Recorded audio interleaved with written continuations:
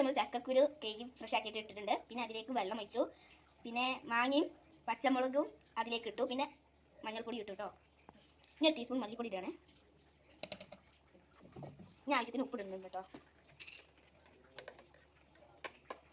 ഇനി ആവശ്യത്തിന് ഉപ്പ് ഇടണേ. ഇനി ഒന്ന് നന്നായിട്ടൊന്ന് ഇളക്കി കൊടുക്കാം കേട്ടോ. ഇതിലേക്ക് തക്കാളി ഒന്നും ഇട്ടിട്ടില്ല, മാങ്ങ മാത്രമേ ഇട്ടിട്ടുള്ളൂ കേട്ടോ. ഇനി മൂടി വെച്ച് വേവിച്ചെടുക്കാം.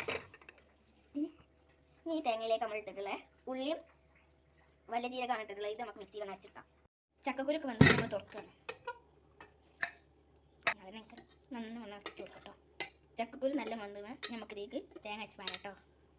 ഇതിലേക്ക് ഞാൻ തേങ്ങ അരച്ച പാരാണ്.